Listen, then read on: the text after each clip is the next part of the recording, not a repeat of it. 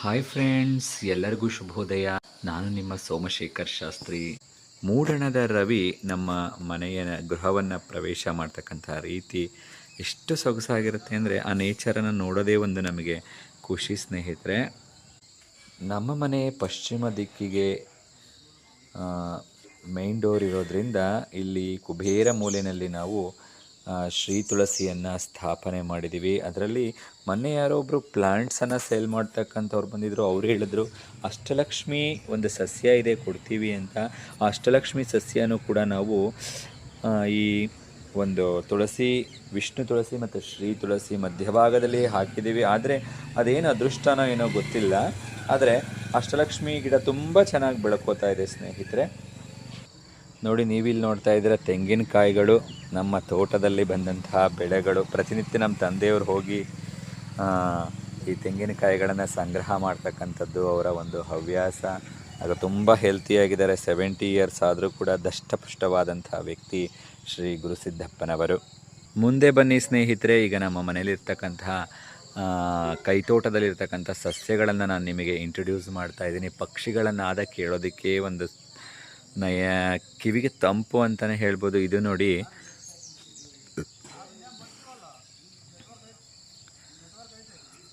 ಒಂದು ಎಲೆಯ ನಂಜಬಟ್ಲ. ಇದು ತುಂಬ ಚೆನ್ನಾಗಿರುತ್ತೆ. ಶಿವಪೂಜೆಗೆಲ್ಲ ಭಾಳ ಅನುಕೂಲ ಹಾಗೂ ತುಂಬ ಚೆನ್ನಾಗಿರುತ್ತೆ.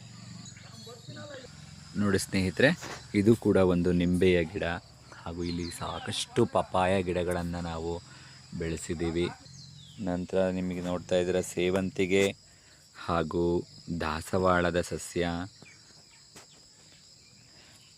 ಕಣಗಿಲ ಒಂದು ಸಸ್ಯವನ್ನು ಕೂಡ ನಾವು ಹಾಕಿದ್ದೀವಿ. ಈ ಕಡೆ ಬಂದರೆ ಬಾಳೆಯ ಗಿಡಗಳು ಹಾಗೂ ಚಿಕ್ಕದಾಗಿ ಒಂದು ಕರಿಬೇವಿನ ಗಿಡ ನಿಮಗೆ ಕಾಣಿಸ್ತಾ ಇದೆ. ಪಪಾಯ ಟ್ರೀಗಳಿಗಂತೂ ನಮ್ಮ ಮನೆಯಲ್ಲಿ ಯಾವತ್ತೂ ಕೂಡ ಯೋಚನೆ ಇಲ್ಲ.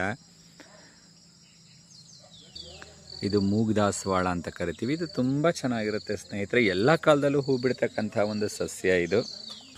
ಇದು ಎಳ್ಳಿ ಗಿಡ ಸ್ನೇಹಿತರೆ. ಎಳ್ಳಿ ಮತ್ತು ಪಪ್ಪಾಯ ಎರಡೂ ನೀವು ಕಾಣ್ತಾ ಇದ್ದೀರಾ. ಇದು ಎಳ್ಳಿ ಗಿಡ ಸಾಕಷ್ಟು ಎಳ್ಳಿಕಾಯಿಗಳನ್ನು ಬಿಡುತ್ತೆ. ಜೊತೆಗೆ ಇದು ತುಂಬ ಟೇಸ್ಟಿ. ಚಿತ್ರಾನ್ನಕ್ಕಂತೂ ಈ ಎಳ್ಳಿಕಾಯಿ ಚಿತ್ರಾನ್ನ ಮಾಡಿಬಿಟ್ರೆ ಎಷ್ಟು ತಿಂದರೂ ಕೂಡ ಆ ಟೇಸ್ಟ್ ಹೋಗೋದಿಲ್ಲ, ಅಷ್ಟು ಚೆನ್ನಾಗಿರುತ್ತೆ.